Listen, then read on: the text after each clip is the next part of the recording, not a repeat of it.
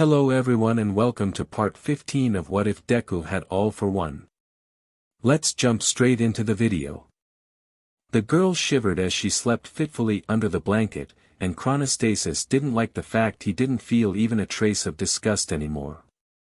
She was still so young, so fragile, so defenseless. 2 years had passed since the boss had risen to power and put his plans in motion, but she was still only 6 years old as the harvest continued. There was no other word for it. Chronostasis had decided. It was repetitive and systematic, the way the boss brutalized her and drained her of the valuable resource he needed to implement his plan to level the playing field and return the Shy Hasaikai to their former glory. When he had first seen Overhaul start his work, she had been 4, and it had been a struggle to keep the bile down as he watched one of the most devastating quirks in the world at work on a small child. After 2 years of getting exactly what he wanted, Hari Korono was numb to the cries for help, the awful sounds, the sight of dripping red. He just wished the girl was as numb to it as he was now. After 2 years, she still whimpered, cried out in her restless sleep, yelled and pleaded before every dreadful touch to begin the cycle again. He hated that he didn't react to that anymore. Stood beside her bed, Kai Chisaki brushed a strand of unkempt gray hair, dirty and unwashed, off of her face to frame her ear. If it wasn't for the surgical gloves, and the look in the boss' eyes, one might mistake the scene for a show of affection, but Chronostasis could see that look and knew it all too well. It wasn't tenderness that seemed to shimmer for a second in the bright yellow eyes, instead it was something far more malign, a sense of smugness that she was still proving so valuable to him as an asset. A shame that we have to cut this short, Eri. Other people can't behave as well as you. Chronostasis recognized the tone in his boss' voice, the anger, the disappointment. The new arrival upstairs had caused a stir when he turned up for a number of reasons, but he couldn't say that he blamed Overhaul for feeling that way. Someone hadn't been careful, and now they had an audience with an unknown quantity because standards had slipped. He was angry too that everything could have been jeopardized. "Sir, he's waiting upstairs." With a tut, Overhaul pulled the blanket up over Eri's shoulders and strode out of the room, not even stopping to pull the door shut behind him. Chronostasis found himself giving a frantic gesture to the grunt on guard duty to shut her room up as he struggled to keep up with his boss' strides. So the hero was the loose end? "It seems that way, sir," Chronostasis confirmed, matching his pace now. Pinning the blame was relatively easy in this scenario, and if it kept the rest of the Hasaikai out of the head's bad books, he was all for it. He was shadowed to one of our warehouses during a supply run, and was seen defending our men when another hero tried to stop our transport convoy. And then he was tailed here, Overhaul continued, adjusting the mask on his face as he walked. So we now find ourselves with an unwanted guest, in the heart of our operation, seeking an audience with me about an opportunity. I apologize, Overhaul. Suggested that we should recruit a pro-hero to our cause. The boss shrugged. It was a good suggestion. We have 2 others who do the job well. You aren't to blame for one failure, Chrono. He tried not to show it, but inwardly Chronostasis breathed a sigh of relief. Being Overhaul's number 2 and assistant appeared to give him some level of protection from the young boss' wrath, after all. Thank you. Are you going to allow our uninvited guest to make his proposal? I shall. He shouldn't know of what we do, but if he's here he has some interest in the product. I can at least make the most of a bad mess. Of course. And I assume we will deal with the pro-hero after our guest has been spoken to. Chronostasis had learned survival at the cost of anything else was a priority. If he could guarantee that Overhaul wouldn't think ill of him by stabbing the hero in the back, then he would happily pick up that knife. Now there was a flash of anger in Kai Chisaki's eyes. As soon as our guest leaves. It's like the old saying, if you want something done properly, do it yourself. Chronostasis was left in no doubts as they approached the door what would happen to the hero. There were enough private heroes out there who had far looser codes of ethics after Incident Zero, and enough private agencies seeking wealthy backers to continue operating independently of the Hero Commission, that finding some willing to take money from the Yakuza had not been difficult.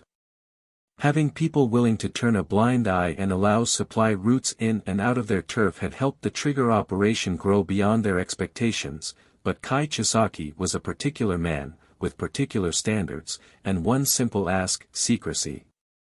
The Yakuza could afford to be bolder than they were, to make ventures out of the shadows and take on bigger jobs, but their operations and Overhaul's pet project with Eri were worth so much to him, so for someone to be so careless to get themselves trailed, to reveal the main site's location to a third party.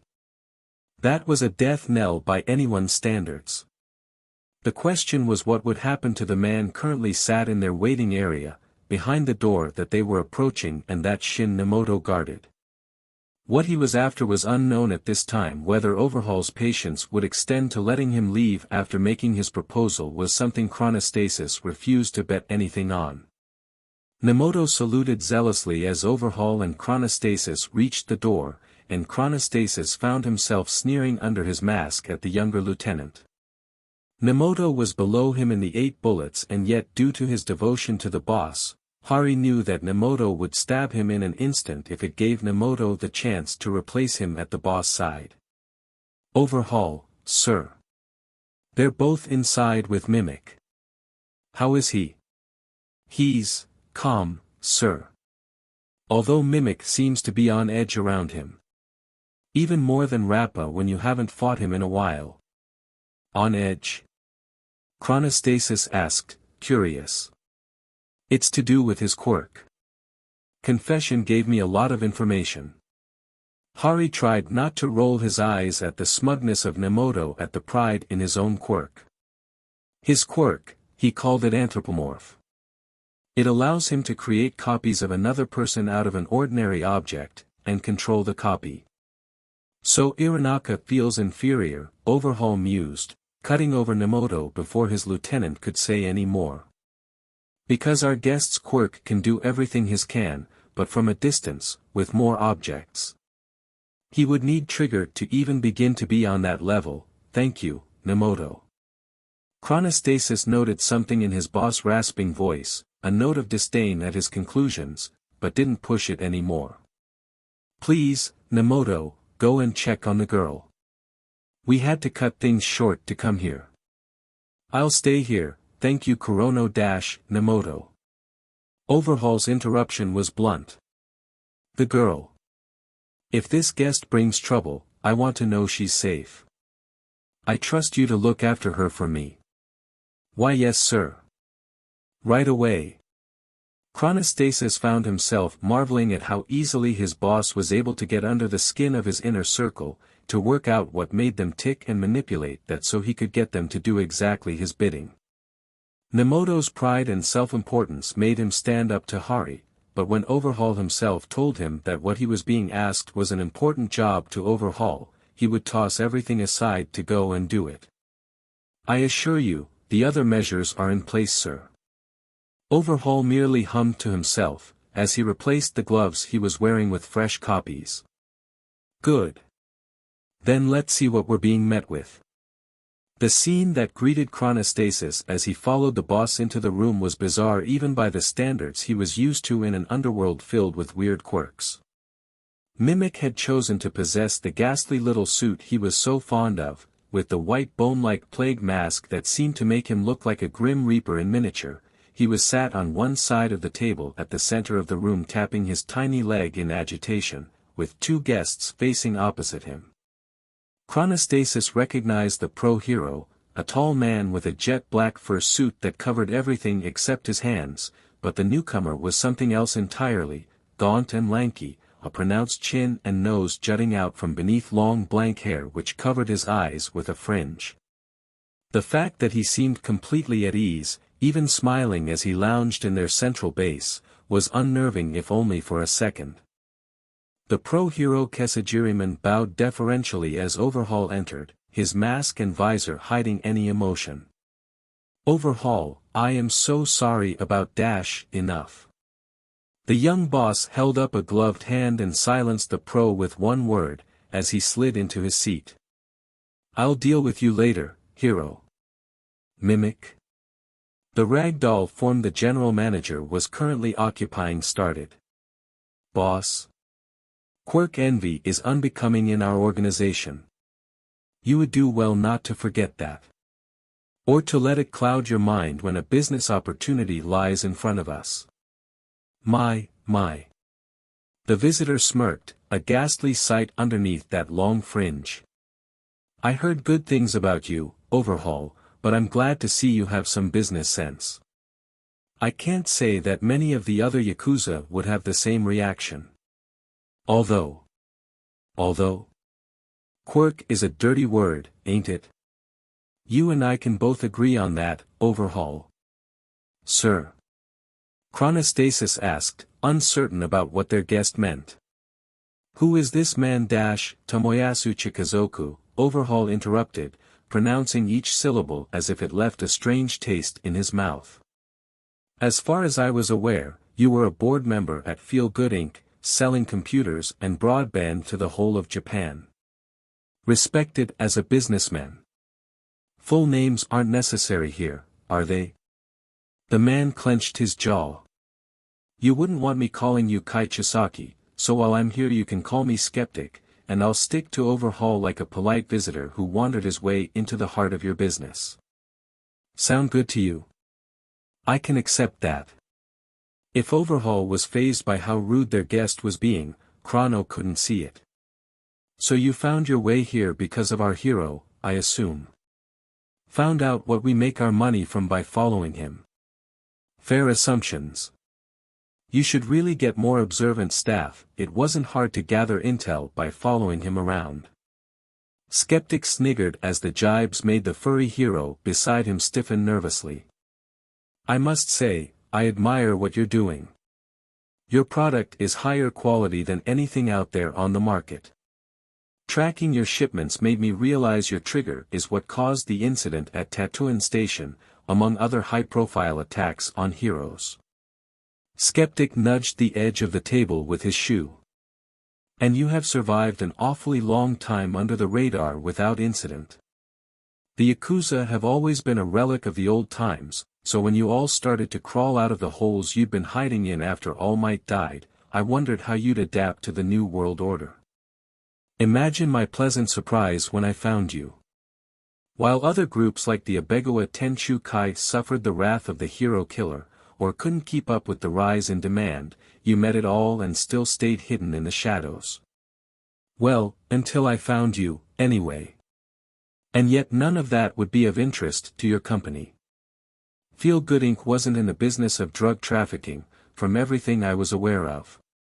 Which means if you're here to try to make a business proposition, and you're able to find us while we work in the shadows." Overhaul's eyes narrowed. "You're part of our world too. And you're here on behalf of someone else. The goons I met around here said you were astute for a kid, taking over from his old boss. They weren't lying." Skeptic sat back and reached into a pocket of the long coat he was wearing, fishing for something. "I work with people who see opportunities if we fund your trigger production, opportunities for our organization to grow stronger and face our enemies. We can double your income from trigger production in a month, and we get the opportunity to mobilize our forces more than we can at the moment." Chronostasis had been quiet until that point, but something that Overhaul had said before spurred him to speak up. "If you're here on behalf of someone else, then there's no deal to be made now. We need to know who you're speaking for." "Heh. You're like me, aren't you? Another monkey speaking for his organ grinder. I can see why he's picked you as a number 2. Chrono," Mimic started up, from the sofa next to him, "don't you think the boss should be the one who He's right, Mimic," Overhaul said, cutting off the general manager, and Chronostasis resisted the urge to smirk underneath his mask. "And I think Skeptic realizes this. If you want to make introductions with your boss, give us a time and a place. We'll hear how much you have to offer." "Very generous of you, Overhaul." Skeptic withdrew his hand from his jacket and dropped a file onto the table, containing a number of papers. My contact is in that file, as are our proposals for what we want to do with your product and how we want you to provide it. You'll find a group like ours can be quite willing to meet even your highest financial demands, but of course, we can negotiate over supply routes, leasing premises for storage, and so on. I won't draw you into making a decision today. It appears we have a lot to consider, Overhaul replied, eyes darting to the file on his table but not moving to pick up the foreign object. Mimic, please escort Skeptic from the grounds. We will contact you and your group when we are ready to talk further regarding your proposal, but for now, you will appreciate we need some time. Naturally. And I know I don't have to say this to someone as experienced as you, but the location of this base stays secret, and does not go beyond you or your superiors. If we find that heroes target this location, that wouldn't be a good sign of a positive business relationship. Overhaul clenched and unclenched a fist, the sound of scrunching surgical plastic cutting through the pregnant pause. It would be unwise to declare war on a Yakuza clan like ours with offices as public as yours. Heh. There's a reason they call it mutually assured destruction. Skeptic held a hand to his forehead to form an L shape in a strange gesture, and smirked. I hear you want to change the world, Overhaul. Maybe with the backing we can provide you, you might make some of those dreams a reality. Chronostasis watched the retreating back of the lanky man, Mimic waddling behind him in the black miniature costume and sliding shut the door with a knowing nod. Boss, I have concerns. Overhaul's eyes flashed to him. Tell me. I want to see if you see the same thing as me. He said quirk is a dirty word. He talked about mobilizing forces, he freely uses a code name, and he knows your name, which means he's been gathering intelligence on us for some time. But the giveaway was that gesture at the end, the one he was so proud of before he left. I thought the rumors of the people making that gesture weren't true, but if they are, then Tomoyasu Chikazoku is a lieutenant for the Meta Liberation Army. And he wants us to meet his Grand Commander. So it would seem. Overhaul took a deep breath, and wiped his brow with a cloth he had kept in his suit pocket. Another filthy group infected with the idea that quirks are what make us all, and they come crawling to us to help them achieve their pipe dream.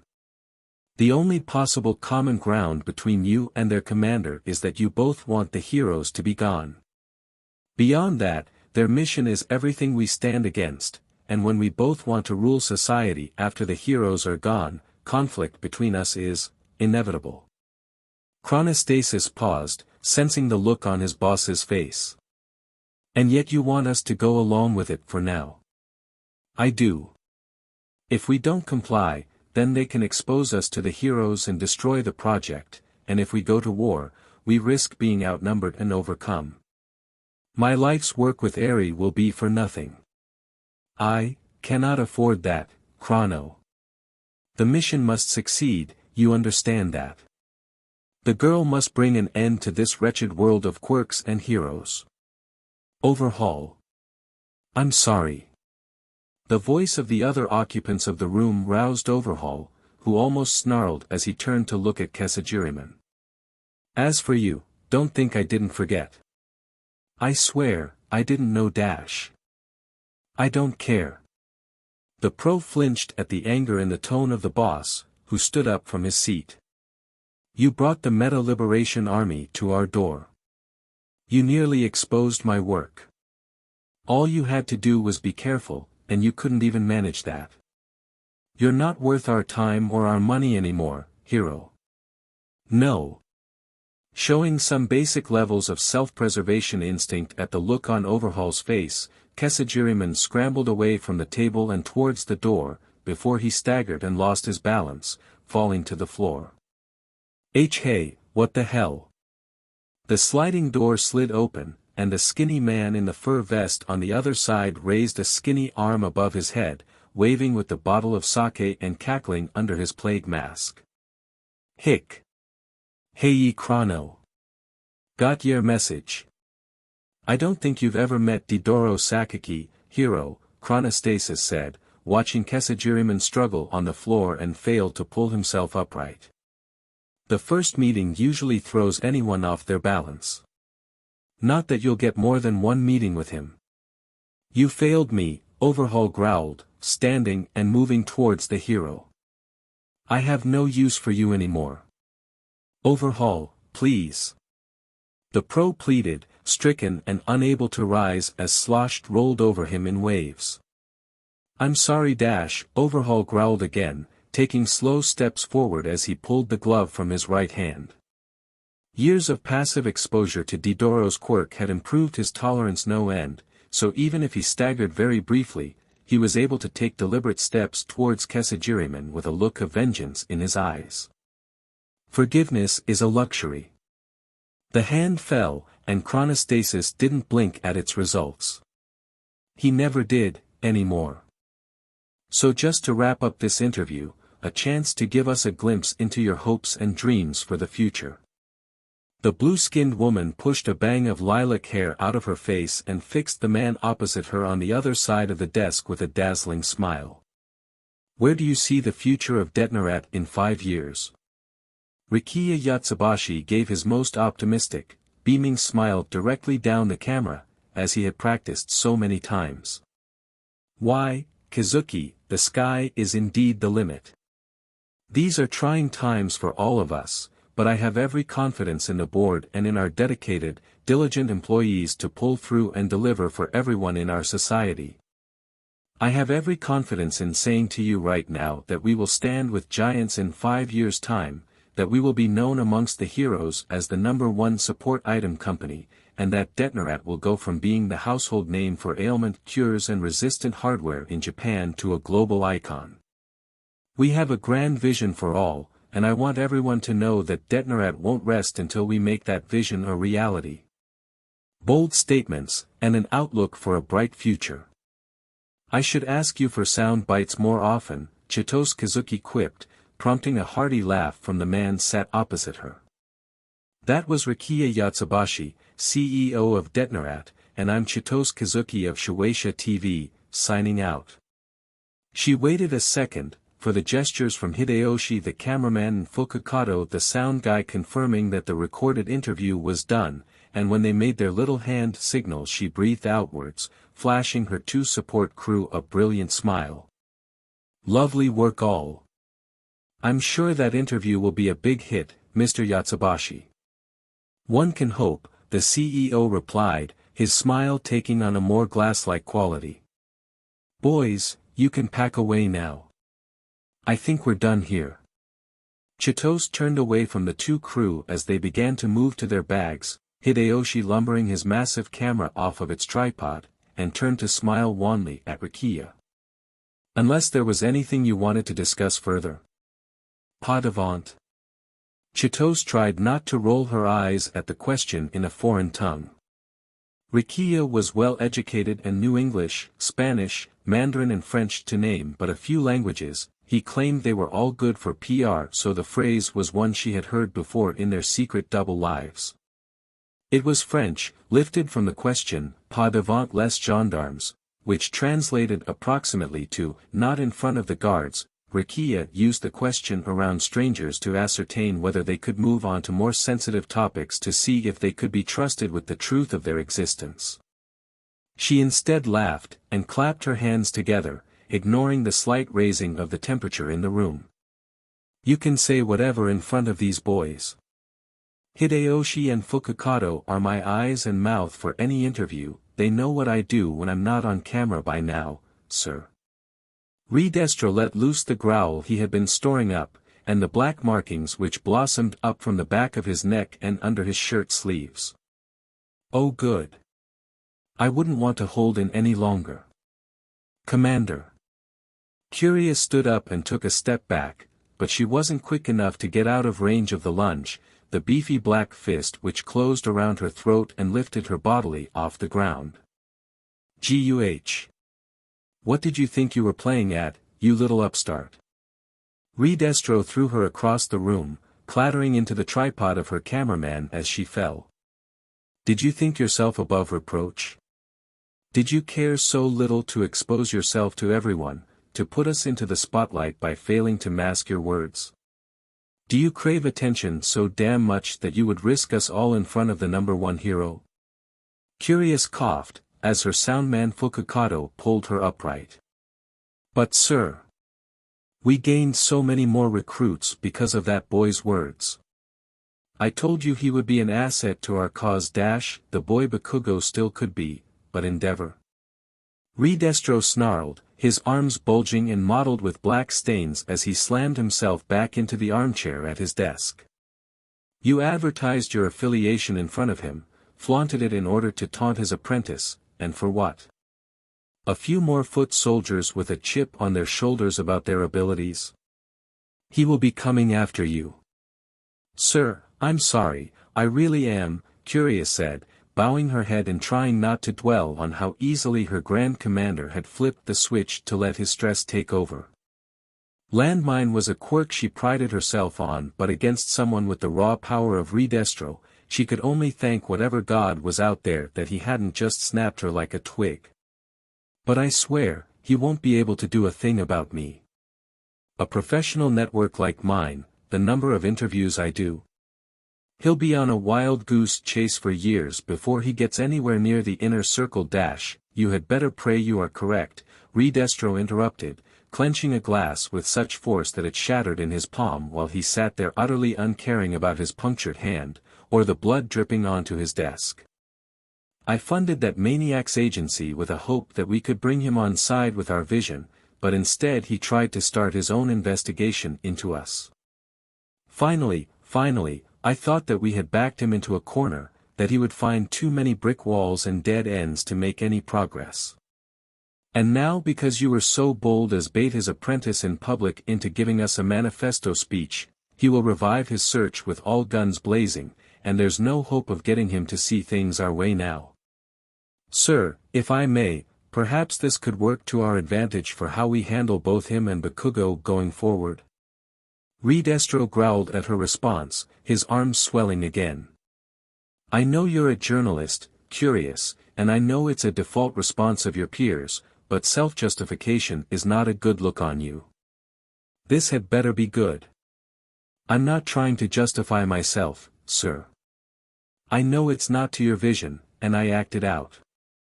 But now that we're here there is a chance to make the most of this tension. To sow a divide between them. Maybe that could benefit us. The first indication that he was listening was the way in which the black markings of his quirk seemed to fluctuate and die down from around his eyes and on his forehead, his arms shrinking down. Continue. Curious took a breath to compose herself, aware that Hideyoshi and Fukakato were staring at her. Every strategy we had made when Endeavor took on Katsuki Bakugo revolved around them working together. We wanted them to fight the Commission together, or for Endeavor to enable Bakugo's destructive nature to make them fall together, in the aftermath of a crisis of their making. But what if they aren't working together? And why wouldn't they? Because you heard what Bakugo had to say when I put him on the spot. When he poured his heart out about how unfair the system was, how people with strong abilities shouldn't live in fear of using them. We have an apprentice advocating for free use of meta abilities from the bottom of his heart, and a pro-hero who took him on who wants to oppose those who call them meta abilities. Curious held out her own two hands in front of her, as if weighing the two up. That's not a good working relationship. For a long moment, Redestro huffed, before the black blotches on his face cleared up and a look of interest flashed in his eyes. I suppose this has some merit, Curious. She tried not to let her relief show, but smiled. We can make it work. Endeavor is tied to the old system too much as his abilities are powerful, he hinders himself with the old code. Bakugo has already shown his frustrations with that system, and we can play on those to drive enough of a wedge between them. Bakugo can be played up as a poster boy for heroes under our new age, Redestro continued, staring at her, as her cameraman and sound technician scurried back to packing up now the fighting had paused. Someone who will use his powers to their maximum, someone strong enough to beat anyone, someone willing to not hold back for them. And the fact he's so volatile, he would be so easy to tip towards our way of thinking. We can play on that emotional weakness of his, that desire to prove himself as the strongest, and show him that we can offer him so much more. Either the world reacts badly to him, and we offer him a refuge to use his abilities without holding back, or we convince him that endeavor is holding him back. Curious now allowed herself the smirk. Endeavor thinks he can fight us, but can he fight those within as well? Adversity is a great opportunity for change, as one of our sickly commercials once said. The CEO cracked his knuckles, and nodded to Curious, a brief nod, all the acknowledgement she would get that she had redeemed herself to him. Shueisha can run a campaign against Endeavor. Maximize the PR outlet against him, turn public opinion against the number one, and we can see if he drops the scent to try to fix his image. As we turn the screw on him, Katsuki Bakugo is the one to watch. If he falls too, then we offer him refuge, but if he rises as a pillar while his supposed mentor fails as a number one, then we drive that wedge even deeper, and tear that partnership apart. Either way, this can work to our advantage, Curious said, forming ideas in her head already. And it leaves us to get on with our other projects for which I do owe you some thanks. Redestro gestured to his phone with a bloody hand, somehow intact despite the devastating tantrum he had thrown. Skeptic used the intelligence you gained for him on the Yakuza to make contact. We should be mobilizing on that front soon enough. This is going to be fun calm yourself, Curious. Don't forget your place or your role at this time. Redestro brought an L shape to his forehead, his face mottling black as he spoke with a hint of anger in his tone. Do your job, drive that wedge, and don't draw needless attention. I won't tolerate it if you jeopardize our work again. She returned the L sign quickly, losing the bounce in her step. Yes sir. Come on Hideyoshi, Fukukado. We have a campaign to plan. As she strode into the elevator, Curious watched Redestro turn his back on her and stride to the window, a surefire sign that he was looking to calm his blood pressure back down by gazing over the slumbering city below. She rubbed self-consciously at the mark on her neck, the bruise starting to form on her pale blue skin, and thanked whoever was up there that he hadn't tried to choke her, or clench harder. His temper was legendary, stronger than even his father's before him, and she was lucky to be out of there with his blessing to go on and continue the work of the army, continue the work to the society they all dreamed of. A world of free meta-ability use. If Curious hadn't been so focused on the back of her commander, she might have paid attention to the look on the face of her crew. Hideyoshi was nothing of note, a small and cowardly man with glasses too big for his head, and he stared at the floor to avoid confrontation, but Fukukado was different. He was normally tired and sullen, drifting around with the heavy bags and seemingly uncaring about everything, but if Curious had paid attention to her two crew in the lift, she would have noticed how intently her sound technician was staring at Rikiya Yatsubashi through his tired-looking eyes. How he moved his straggly black hair out of his sight to get a good look at the commander as if committing his face to memory, how his stubbly jaw was set tensely as if something about Redestro's very existence was setting him on edge. The lift door shut, and Shota Aizawa found himself cursing the day he ever agreed with Nedzu to let himself be pushed in this deep with the Meta Liberation Army. "I've found you." 3 very simple words from the lips of Kyudai Garaki, and yet their weight was not lost on him. After so many searches, finally, something that seemed so innocuous and so inconsequential had made everything so much clearer. It had given him hope at last, hope that he had found the answers he had been looking for since the idea of all for one passing his quirk on had been planted in his head. Gaining medical records for the youth of today had been embarrassingly easy. Their quirk assessments were held as a matter of public record, accessible by the police, the schools, and all medical professionals. Striding past the security of the police into one of their stations was a task beyond the doctor even with the unique talents of Kurogiri, and while public confidence in the school system had been eroded by the Hero Commission and their dispute with UA, no fool in their right mind would try to break into a hero academy and risk facing off with angry staff and students, at least, not with the resources they currently had to hand. But medical records? Hospital admissions? All too easy. It helped, and they hadn't even deleted any of his keycards or credentials from the systems they used. Garaki, Tsubasa, Ujiko, Akagi, Nakamura and more all still had access, and now he had information which had given him the enlightenment he had been looking for. It was all the more sweet when he remembered this child, one who stood out among so many. Kurogiri. At the sound of his name, the misty spectre warped to the doctor's side, catching the file which the doctor had been reverently absorbing and had thrown to the side, knowing where he would teleport to. Consider the quirk on this child. Aerokinesis. The shadow in a suit read aloud. Quirk allows the user to produce blasts of air from their palms, in blast patterns which can be varied by the user, and to use air currents to pull objects towards them. It sounds convoluted. Overlapping elements of a standard telekinetic quirk with air pressure manipulation. I agree.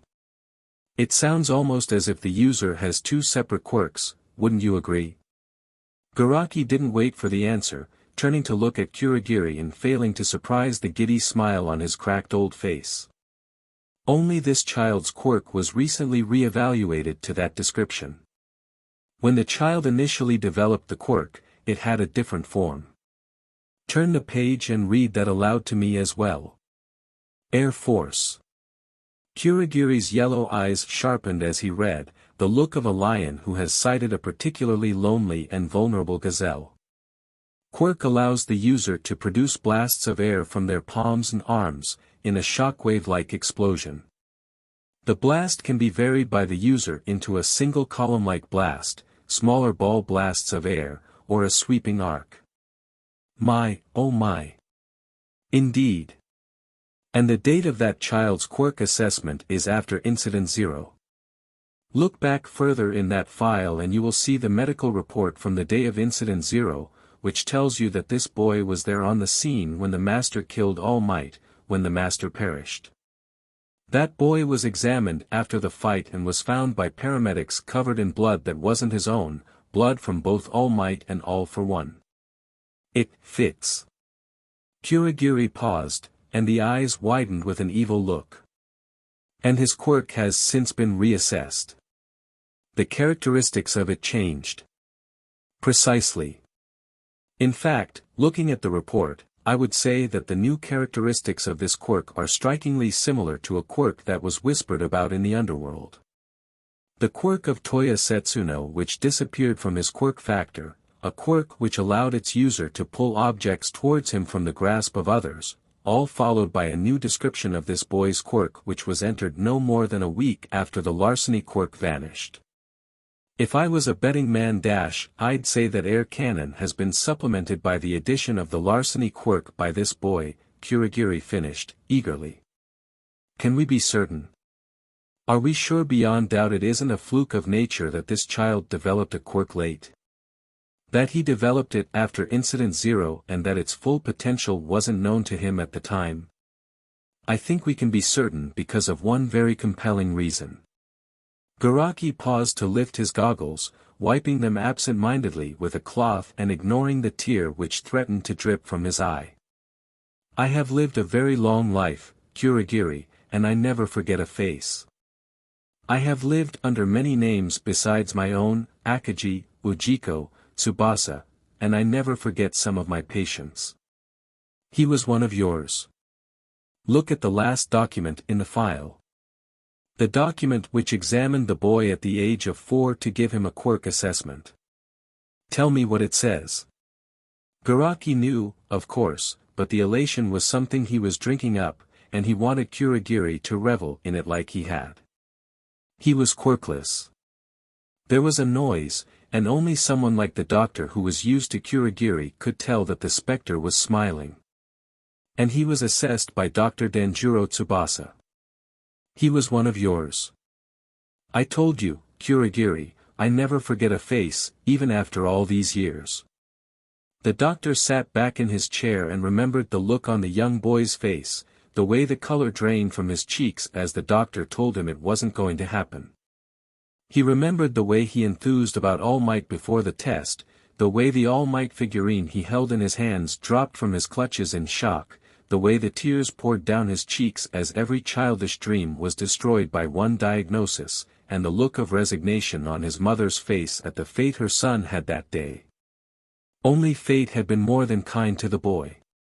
Fate had made him a champion, a successor. Fate had turned a sniveling quirkless child into the most powerful being in the world, and the heir to a dynasty unlike any other. We found him, Kurogiri, the doctor said, gripping his cane and letting the tear fall down his cheek now. We found the master's heir, and his name is Izuku Midoriya. Eri. Aged 6. Rikiya Yatsubashi, Redestro.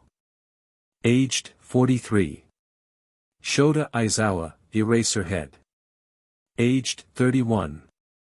Kyudai Garaki and Kurogiri. Aged.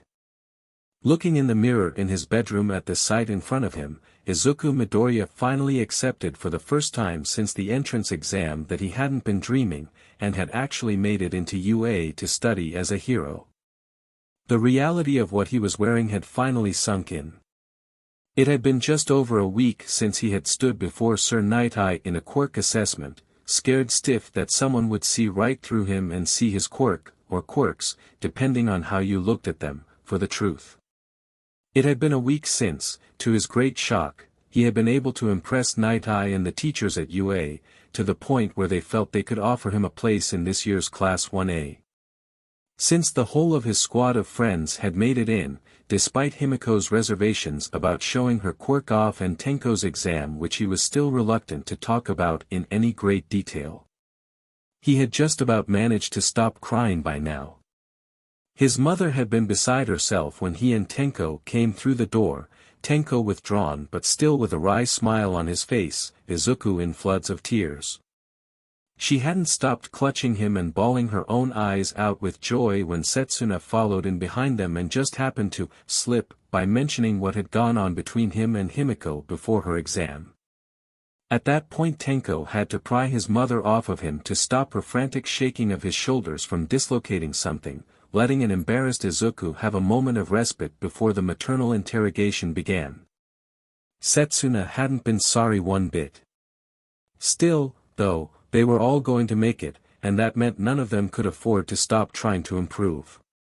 While the Yakuza visit had made their old secret training site in the abandoned warehouse a no-go, Izuku and Tenko had been given special dispensation by Aldera Junior High to use the school gym and train away from their classmates. Aldera didn't encourage its students to apply to hero academies anymore, and so the two of them had gotten more than their fair share of looks and whispers from classmates for what they were doing, whether it came from jealousy or incredulity that they had made it into UA despite the state of the world after Incident Zero, Izuku didn't know. He wasn't going to let it bother him, anyway. Final tests had been and gone in a blur. It was bad for Izuku to admit that he hadn't given his last mathematics paper at Aldera as much attention as he usually would. His mind was well and truly on other things, and as much as he wanted to do the best he could, his mind was racing about being a hero course student to the point where he couldn't take in all of his revision anyway. He'd done enough to get through and be signed off by Aldera, who waved him and Tenko out the door and out of their hair without a backwards glance. Gone were the years of fanfare and celebration, claiming credit for the future success of the high school's alumni in the hero world. Now, it was almost as if the school didn't want the credit if something bad happened to them in the dangerous world out there.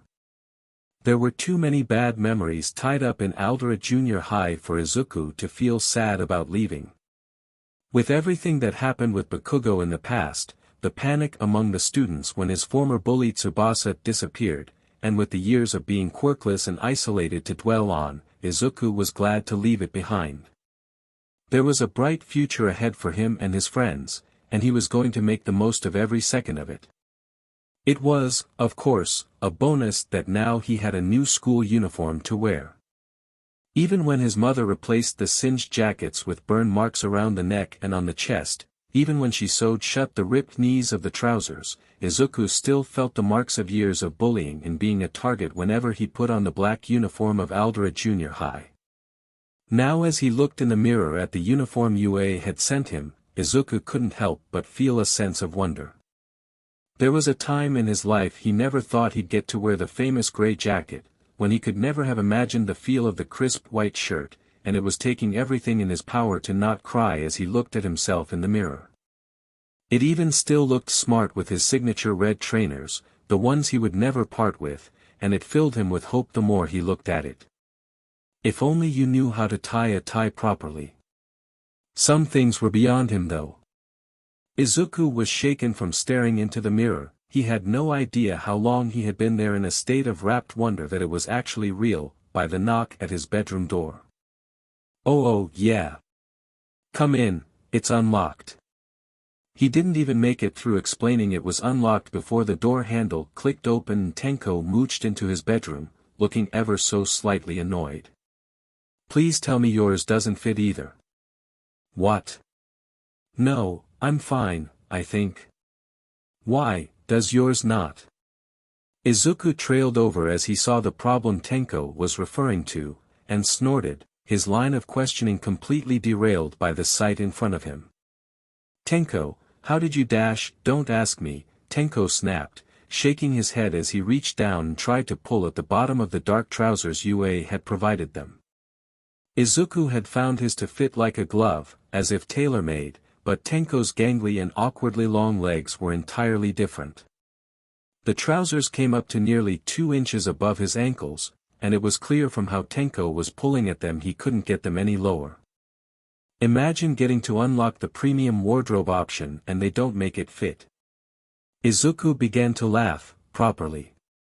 Tenko, you'll break them. Don't pull at them like that dash, what am I supposed to do, damn it. I can't walk into class next week looking like this. Tenko gave up clutching at the ankle of the trousers and collapsed backwards onto Izuku's bed, staring up at the ceiling. Tell me why I don't just decay them right now and wear my own shit to school. You can't do that. Izuku was mortified at the suggestion. They're UA uniform trousers. The school uniform for the school that made the world's greatest heroes. You're right, fanboy, that's a terrible idea. Tenko smirked. Maybe I can sell hem online instead. Collector's item, you know. Don't do that either. As Tenko began to laugh his head off, Izuku shook his head, despairing at his best friend. You don't need to get rid of them anyway, you just need to wear the right shoes. What shoes? It's not like I have any besides my trainers dash, you do, though.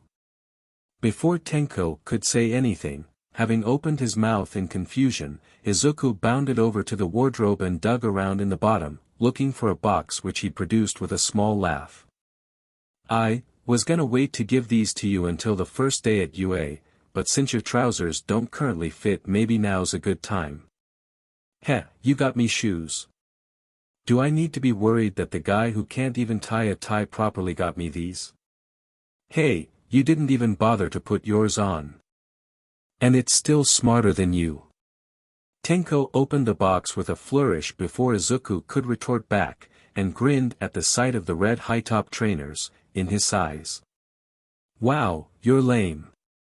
You wanted us to match, huh? Jay just put them on and stopped complaining, Izuku replied, shaking his head and trying not to get embarrassed that Tenko had hit the nail on the head about wanting to match with his best friend. They'll cover your ankle and now you won't look like you can't dress yourself. Bold claim from you, Tenko snarked, but a proper smile formed on his face as he slipped his feet into the trainers and tapped them against the floor as if testing the soles. Thanks, Zoo. Guess the shoes are like a party symbol, huh? I guess so. Izuku smiled faintly as he sat down on the bed beside Tenko. What took you so long, anyway? I thought you were only going out to get food, you were gone a couple of hours. Ah, yeah. Tenko paused, and laid back down on the bed, staring up at the ceiling. I guess I should have expected you to ask about that, huh? Izuku realized that his friend's body language had completely changed, and that the smile that had been on his face when he slipped the trainers on for the first time had now dropped from his face. Tenko. Is everything okay? His best friend sighed, long and drawn out, staring up at the ceiling from where he lay. Well. I did some stuff while I was out. It was about the shit I talked about with Sir Night-Eye on the entrance exam. Izuku stiffened when Tenko said that. Overall his friend had bounced back from whatever had happened in his quirk assessment with the news that he'd gotten into UA, and it hadn't stopped him throwing himself into getting some extra fitness training in with Izuku, or secretly working away at a hero costume design to send into UA for the remaining support course crew to work on for him. That said, the mention of Sir Night-Eye usually changed Tenko's mood completely as it brought back the memories of what happened. Izuku and Setsuna danced on eggshells to avoid bringing it up, particularly after Tenko had got snappy and stormed off on the couple of occasions they tried to ask about it. The fact that he was willing to say anything at all about it now, that was a big step forward. Izuku swallowed, and tried not to look at his friend as if it was a big deal for him to start to talk about it. Tenko, why you don't have to say anything about it if you don't want to. I won't mind if you nah, I need to stop running away from it all the damn time. What happened at UA happened and there's nothing I can do about that, and I was on my own at that point, but I'm not now. Tenko glared at him, but there was no malice. I don't know how you do it, you know. Do what? Care. So damn much. Tenko snorted, humorlessly. I don't like sharing everything all the damn time when I'm down, and the fact that you care so much and keep trying to talk me through stuff, it should piss me off. But I just know you. You don't stop until you've done everything you can to help someone, and the difference between you and other people is that you do help. You did when you saw what happened to me that day I lost my family, so. I guess when I've got a best friend like that, I shouldn't keep stuff from you all the time. Izuku didn't quite know what to say in response to that, and gave a very sheepish smile. Just, don't feel any pressure, okay? I'm here if you want to talk but I'm not going to make you say stuff you're not comfortable. Don't make me change my mind, Zoo. I've already committed to the dialogue choice, I can't go back and pick again. Tenko closed his eyes, still lying down on the bed. Night I mentioned about my family. I knew other people would know that they'd died, but I didn't think he'd know so much. So much. Family was a sore subject for Tenko, and Izuku was hesitant about pushing it too far, but he had to know more if he was to help his friend after all. What do you mean? He knew about other parts of my family, my grandmother. Tenko's red eyes cracked open and he met Izuku's concerned look. She wasn't in the house that day. She died years and years ago, probably before I was tiny, but father never spoke of her. Apparently she was a hero. A hero. Izuku's inner fanboy couldn't resist. Did you know her name? Night-Eye told me her name was Nana Shimura. That name. Izuku shook his head at that thought, the overwhelming sense of familiarity flooding his head and clouding his senses for just a second. I recognize the name, for some reason, but I don't know who she is. See, that's the thing, I shouldn't. Tenko frowned. But Night-Eye showed me a picture and I don't know why but I recognize her name. I remember her face. Remember it? Izuku asked, confused. How do you mean? I don't know. I Remember it from Incident Zero. From the day my parents died.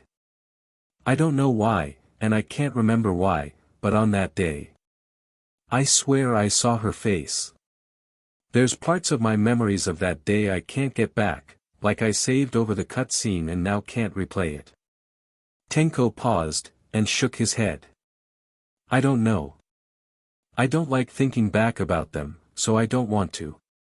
But today. I went away because I went to the library to try and learn more about Nana Shimura. I didn't find anything in the archives, but I'm gonna keep trying. There's something more to her name and I wanna know why. Is that weird? Not at all. Izuku stood up off the bed and held his hand down to the lanky blue-haired boy sprawled on the mattress. Do you want my help? We might be able to get more research done if we share it up together. Of course you'd offer that. Tenko smiled wanly. Thank you.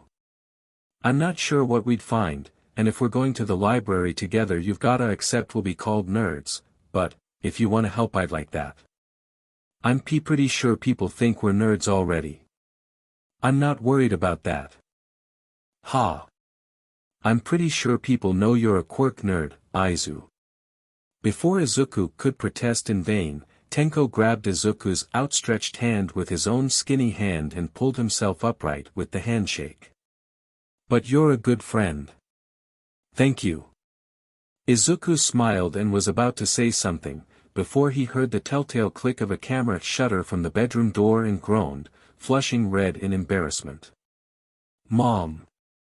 I thought you said we'd take pictures downstairs. Inko Midoriya, leaning on the doorframe with a digital camera in her hands, took in the sight in front of her son and his best friend shaking hands in UA school uniforms, and smiled the watery grin of a proud mother. You can't beat a good candid photo, Izuku. And you both look so handsome. I couldn't resist. Remind me why I agreed to do this with your mother, Tenko said, grimacing and turning away from Inko so his face couldn't be caught in another picture. Because you're as good as a son to me, Tenko Shimura, and I swear if you think I'm missing this opportunity to be proud of you both for 1 second, then you're not as smart as you look. Inko wiped away a little tear that had formed during the little affectionate rant, and smiled sweetly. Plus Setsuna asked me to get some pictures of you for her before she comes over in a little bit. That damn girl. Tenko tried and failed to hide his flustered face from Izuku at the mention of his cousin's name. Come on then, let's get it done before she arrives and wants more. Actually, that's not the only reason I came up to talk to you. Inko took a deep breath, and Izuku realized he had never seen his mother look quite the way she did at that moment, determined and loving and scared she was going to say the wrong thing all in one look. I have a request for Izuku. A request? Izuku was confused. What do you mean, Mom? It's complicated, sweetie. Inko sat down on the end of his bed and patted the mattress, inviting him to sit beside her. I was thinking, about your quirk. About all those things we discussed before the UA entrance exam, about how much of a hero you can be with it. Izuku swallowed and took a seat on the bed, as Tenko frowned and leaned against the desk by the window. What do you mean, Mom? I told you before you went to that exam just how much I believed in you. Just how good I know you are and how big your heart is. You didn't let it hold you back and you showed UA that you deserve to be there, deserve to be the next hero we can all be proud of. And yet. Inko squeezed his shoulder. I know you. You're my son. You're still afraid of showing everyone your true powers, and someone seeing through them, no matter much Tenko and I reassure you. Mom. She was right, and really he could do nothing to deny it. I can't shake it. I thought Night Eye would see a gap between Air Force and Steel, and I don't know how he didn't, but what if someone else does?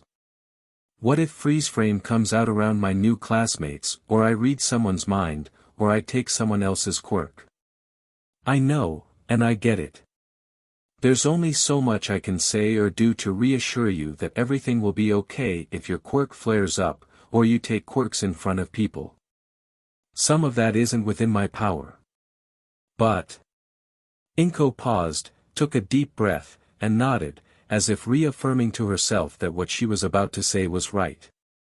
I've been thinking about things that are within my power. Or, well, really, things that are my power. I don't know what the depths of your quirk are, Izuku. I don't know what powers are hidden in there, I don't know how much more you have yet to discover, I don't know what will happen to you that may lead you to end up with even more quirks from other people. All I know as a mother is about what you have now. Inko looked at him, and Izuku saw a sense of pride in her green eyes that shone as bright as the beacon on Might Tower back in All Might's heyday. You love Air Force. It's your quirk, the one everyone knows. And you've got Steel, or whatever its actual name was before Tenko changed it improved it but you're worried there's a gap. We combined the two as aerokinesis on your quirk registry papers, but Air Force lets you make blasts, Steel lets you take objects others are holding. You don't have the ability at the moment to properly pull stuff towards you, without another person holding it. It's not currently within your power at the moment to do that. Inko moved one hand down to clasp his own, shaking despite there being no tremble in her voice. But it is within my power to be able to fill that gap for you. To let you be able to draw stuff to you and not be bound by the limits of Steel, to plug the gap and let you live with powers nobody would have any reason to question. It's in my power, Izuku. Surely not. Mom, what are you saying? I'm your mother, Izuku Midoriya. I'd move heaven and earth to keep you safe, and I'd do everything within my power to make sure that you can fulfill your dreams, to support you like I should have done all those years ago. With your power you can change the world for the better, you can make people feel safe, you can become everything you ever wanted. With my power, you can keep yourself safe. Izuku felt her squeeze his hand, and suddenly he realized what she was about to say. Izuku. I want you to have my quirk. Mom. Izuku was stunned by what she had to say. But why you'd be left quirkless? There's no way I could ever ask that of you. You're not asking, she interrupted, her smile serene. I am. I want to help my boy however I can, and this is how I want to do it. You're actually serious. Tenko's mouth was hanging open, left blindsided by the offer she had just made. Wow. I knew your mom was hardcore zoo, but this is nuts. But that's insane. Izuku let go of her hand just for a second, feeling himself begin to panic inside his own head. You need your quirk, Mom, how could I take it? You're being silly, Izuku. She took his hand back again and squeezed it tight this time. Attraction of small objects, in my hands. What am I going to use it for that's of any good to anyone? My whole life I've used my quirk to pick up your toys, grab the phone or the TV remote, fetch a coat if it's raining. Why would I hold on to that when it could help my son complete his powers, your powers which he wants to use to be a proper hero? Believe me, I've thought about this ever since you left the house to go to UA, and I know right now I'm making the right choice to offer this to you. You'd give all that up. Izuku loved his mother, but he was dumbfounded by the lengths she was apparently willing to go to in order to drive his success forward. For me. Without hesitation. And the fact that you hesitate so much about whether it's right, makes me know even more that my son has a good heart. The heart of a true hero. It lets me know my quirk would be in good hands with you. This was beyond anything Izuku had ever imagined, and the gravity of what she was asking made him uncertain even in the face of such a strong offer. I don't know. I thought you'd say that. Inko paused, and something in her smile flickered, some sense of sadness which Izuku couldn't immediately place. Do you want to know how I decided that I wanted to give you my quirk? Why? It's a scary world, Izuku, and I won't always be with you when you're out there trying to make it a better place. I'm your mother, and I want to look after you, but I know that you have dreams to achieve and people to save, and I can't be there if you have to face the worst villains of all. Just, let me give you this one thing. Please. Take it with you and wherever you go. I guess in some way a small part of me will always be with you. She smiled at him, the smallest hint of a Midoriya tear in the corner of her eye, and in that moment Izuku realized just how much she meant it to make that offer to him. As terrified as he was by the thought of her even considering it, his mother had made up her mind, wanted nothing more for him. Please, Izuku. I won't force you if you don't want to, I never would demand it, but for me and for you, let me give you a piece of me for the rest of your life. She's something else. How could he possibly resist when she made that offer with such love? Although his mind was swaying one way, Izuku turned to Tenko, just in case his best friend would have anything to offer either way. He didn't expect to see a brief look of panic on the blue-haired boy's face at being considered for his counsel. What? Don't look at me, I'm not giving you mine as well. There was a snort from Inko, and Izuku turned to see her chuckling wetly, trademark Midoriya tears now falling down her cheeks despite the smile. You boys, the world is going to be lucky that it found you when it needed heroes. That pride in her shaking voice, the look of love in her eyes, and the conviction of what she had said to him about her reasoning. Izuku made up his mind there and then. Never mind that. Huh. Inko wasn't expecting him to wrap his arms over her shoulders and bring her in for a hug. Izuku. I'm lucky I have you at all, Mom. He kissed the top of her forehead and broke off the hug, somehow remarkably containing his tears so that only one had broken out. It still seems crazy, and I can't believe you offered it, but, why you really do want me to have it. And if you want me to have it, then I accept. I'll show you and the world what I can do with it. Inko caught her breath, a huge smile spreading across her face as she heard her son's acceptance. Why yes. Izuku, I'm so glad. It should really make the difference with your quirks and how you're able to control objects. After all, before you two muttering Midoriya get into a storm talking about quirk combo moves, Tenko interrupted, noticing the trademark signs from Izuku in how Inko was starting to ramble. Does someone want to talk about unlock requirements? Like, how are we even going to do this? The last time Izuku took one he kind of did by accident. Izuku had to admit, Tenko had a good point. I guess. Mom, can you hold your hands out for me? I want to try something. Sure, sweetie. Inko turned to face him on the bed, holding her hands out, palms up, and she didn't even bat an eyelid as he placed his palms on top of hers, gripping her wrists with his fingers. You have something in mind? Every time it's happened for the first time, there's been that black lightning. I don't know if it's excess energy from my quirk, waiting to be filled by another quirk, or a sign that my quirk is trying to take from around me. I just think it's linked to the taking of quirks.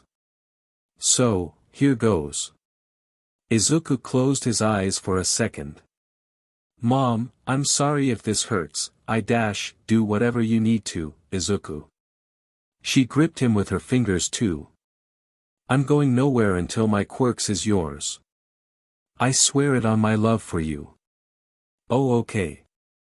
With his eyes closed, Izuku felt the hum of energy that he always got whenever he activated Air Force, and focused on that in his arms. With a gasp from his mother, and a flash of light through his closed eyelids, he could only assume that his arms had begun to spark, but now he didn't know what to do about the quirk. Visualize. What does Mom's quirk look like?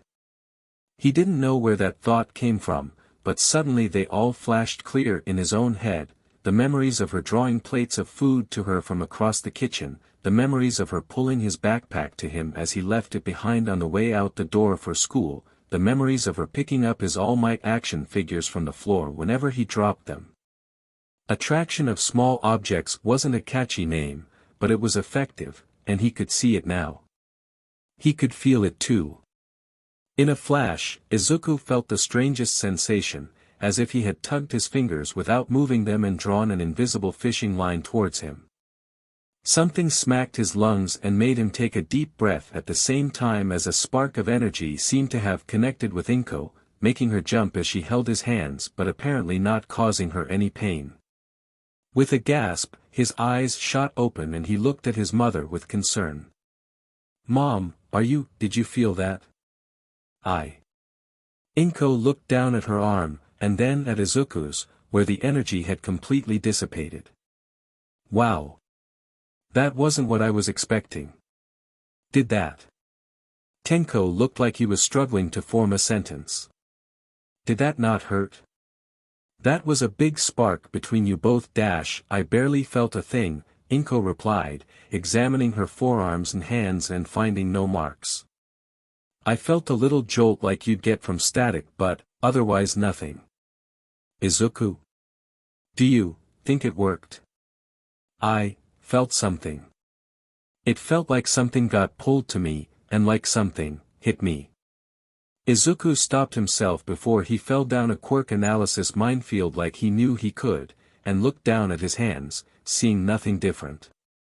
"Do you think demonstrations usually help?" Izuku's realization came in an instant, and he cursed not having that thought sooner. Looking around his room for something suitably small to test the power on, and see if he could manage to replicate what he'd seen his mother do, he saw the All Might figure alarm clock which he still kept beside his bed and held out a hand. For a moment, the plastic figurine didn't budge, before with a curl of his fingers it leapt into the air and shakily, juddering as it flew at a lazy pace, the alarm clock floated to him and landed into his palm with a satisfying weighty thud. Oh wow. I think it worked. It definitely worked." He turned to his mother, who was holding out her own palm towards the books on the desk Tenko was currently leaning on. She flexed her fingers, looked at her own palm, and smiled like a wave of relief had washed over her. "It's really your power now, Izuku. Attraction of Small Objects. Now you have a piece of me wherever you go, okay?" Izuku grabbed her hands again and squeezed, trying not to cry as he saw the huge smile on her face. "I love you, Mom. I'll make you proud that you gave me this, I promise." "I know you will." She laughed softly as she wiped her face on her sleeve. "My son, the hero. Well, this is all lovely, happy family moment right here, but what the hell just happened, cousin?" Izuku, Tenko, and Inko all leapt in alarm at the sound of that voice, and Izuku's blood ran cold at the sight of his cousin Setsuna, standing outside his bedroom with a look of complete shock on her face at what she had just witnessed. Setsuna. "You're early," Inko said, hesitantly taking a step back from Izuku and looking alarmed at the sight of her niece. "I swear, it's not what it Zuzu, you just took it." How did you just take Auntie Inko's quirk?" "Well. Good luck explaining this one." Sometimes he really hated his inner voice. "Well, what do you think? Does it suit me?" Shuichi Iguchi, reptilian eyes wide with confusion, looked Himiko up and down as she posed in the UA uniform by flashing a peace sign at him with a big grin. "I still don't know how you did it. Seeing you in that uniform is gonna take some getting used to." Himiko bounced up and down with a spring in her step, before looking at herself in the cracked mirror they had in the living room and frowning. She grabbed at the tie she had shoddily tied around her neck and clawed it off with a triumphant laugh, undoing her top button. "Much better. Ties just don't feel right, you know." "Sure. Why are you even making me go over this with you?" "I just want to make sure I look good in it. I want Izuku to like me in it, big bro. You think he'll like me wearing this? Why the hell are you asking me that? How should I know what this new boyfriend of yours likes? Come on, Spinner. You're useless if you can't help your sis out like this dash, gah. You're impossible. As Himiko laughed at him and threw her UA tie at him, Spinner turned with relief at the sound of the door clicking behind him, and sought out the new arrival in the lounge with relief. Boss, please, I'm begging you, send me out on surveillance. Anything to get away from the lovesick menace over here. Stain, stooping to pick up the tie from the floor, chuckled at the pleading tone from the Gecko Man. Your sacrifice to the cause of educating Himiko on life's lessons is appreciated as always, Shuichi. Hey. I can handle myself, you know. After all dash, Himiko span on the spot with a flourish. I did get into UA by myself, didn't I? Don't you think the uniform suits me? Stain paused to look her up and down, an intense look on his face for a second. I can't say I ever expected to see you in that uniform. Nor can I say I have complete faith in UA. If they've become anything like the other festering hero academies in this nation, then there's no hope for our future. But. Stain paused, and a little smirk formed below the ridges of his face where a nose had once existed in the distant past. Somehow, I still feel proud to see you in that uniform, Himiko. Yay! Himiko jumped over and latched onto his bony arm in a hug, practically vibrating with glee as she heard words she had been craving from him for years. You see, Shuichi. Mr. Staney gets it. See what I've had to deal with while you were out. Stain very slowly and awkwardly raised a skeletal hand to pat her on the head, and pry her off of him. Thank you, Himiko. Although since you're in that uniform, I might be a little reluctant to let you get blood on it. Huh. Something in the tone of her mentor made her react nervously, the way he sounded resigned and uncertain. Stain never sounded worried, and to hear his voice lacking his usual ironclad conviction caught her off guard. What do you mean? You know that Spinner and I took action while you were away at UA on the entrance exam. The fake hero, Mount Lady, was little opposition to us, but she also proved useful. We found her files from her local hero work, the unsanctioned surveillance off of the Hero Commission's books, and it helped us find out more about the Yakuza filth in this city. The Shai Hasaikai. Spinner sneered as he pronounced the name like a foreign dish on a restaurant menu. Turns out when you were near Tetouan Station getting intel on the heroes, the Yakuza were right around the corner shipping Trigger out of a warehouse. They've got their own little place in the heart of town, and they're looking to move a lot of stock out next week. Not only that, Stain continued, but I followed one of their thugs 2 days ago. They've got a new customer, someone big, which means they're moving a lot of production to another facility. The shipment that's leaving their warehouse in a week's time is the last shipment before they close down. So it's the last chance to get them, Himiko realized, eyes widening as Stain filled her in. So we've got to move now, right? You've got a plan for us to get in there and stop what they're doing, and I've got a plan, sure, Stain interrupted, reaching out with his bony hand to grab onto her arm and stop her. But Himiko. I have to ask if you still want to come. Why? Then she realized what he was referring to. Because I'm now going to UA, right? You don't want me getting caught out with you guys and losing you the chance to learn what's going on at UA. I don't want you getting caught and losing the chance to become the hero you want to be. Stain cut across her, as firm as he'd ever been with her, and she could tell he was close to losing his cool as he said that. That boy got you believing you could be a hero, but you were still the one who decided to that leap and apply. You've more than earned your chance to prove yourself, and if you lose that because I dragged you along to take down some lowlife Yakuza, because you got associated with the hero killer, I wouldn't forgive myself. You're not dragging me anywhere. Himiko didn't mean to shout, but she could barely contain her indignation. Don't you get it? I don't want to risk what I've got at UA either, but how can I be a hero if I let bad guys carry on doing what they want, without doing anything myself? It's not right. Himiko.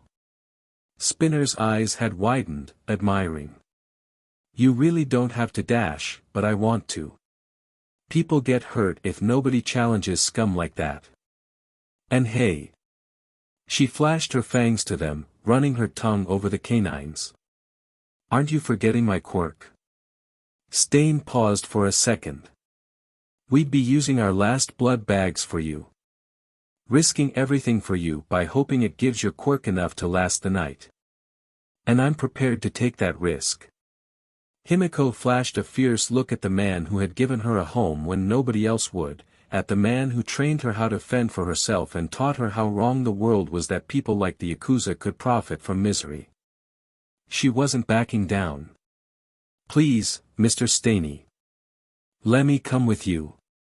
It appears I couldn't stop you even if I tried. Stain shook his head, smiling ruefully. Fine. We go together. Consider it an extra class outside of your hero education. But the moment anything goes wrong and you need to leave, you are leaving. Do you understand? Yes, sir. Good. Then it's settled. Stain stood up straight and looked at his two young protégés, and Himiko felt awestruck at the aura of righteous fury that came rolling off of her mentor, the fierce edge in his tone. This isn't going to be easy. There's going to be a lot of scum in this hideout that we have to clear out, and they're not going to go down without a fight. They will do everything they can to stop us from exposing them or destroying their filthy products, but they won't stop us from bringing an end to what they're doing. In a week, the three of us hit the Muzutafu warehouse, and stopped the Shai Hasaikai in their tracks. Bubble Girl. Karakoko Awada snapped to attention nervously, clicking the heels of her white boots together. Why yep. Centipeder. Juzo Moshi folded his arms behind his back and nodded, his white scarf crumpling like tissue paper as he moved. Sir. Sir Night-Eye leaned back in his leather chair behind the desk in his office, put the papers he had been reviewing down, and fixed his two sidekicks with a look of determination. The intelligence report you've gathered is good. Well done. We now have enough to make a move. Centipeder's stoic face didn't move a muscle, but when he next spoke the pride at a job well done in gathering the intelligence bled through into his tone. You propose a raid, sir. In 1 week. We can hit them as they move their supply from the warehouse near Tetouan Station, and with any luck we will catch a lieutenant in the process. Bubble Girl clenched a fist. At last. It's been so frustrating not being able to make a move against them, when we didn't know where their supply hub was. I know. With the products they've been producing and flooding into the black market, they've been allowed to become a major player in the underworld and they've been unchallenged for too long. It's frankly unacceptable. Night-Eye brought his hands together under his chin, as if pausing in thought. It's thanks to the work of both of you that we have an understanding of the heroes they have in their pocket, the manpower they have, and where they propose to move their stock. And now we know their moving date, finally we can make matters right. Centipeder's mandibles clicked in agreement. I couldn't agree more. Will we be notifying the police in advance? They know we will move already, but this operation is best served with minimal external involvement. The more components in a plan, the more one is likely to fail. Night-Eye nodded approvingly to his sidekicks. I trust both of you to do the best we can, for this agency and for the people of Muzutafu. In 1 week, we strike a blow to the insidious supply chain of the Shai Hasaikai. And that's going to be it for today, everyone. Remember, if you enjoyed, to like, comment, share and subscribe, and see you all next time.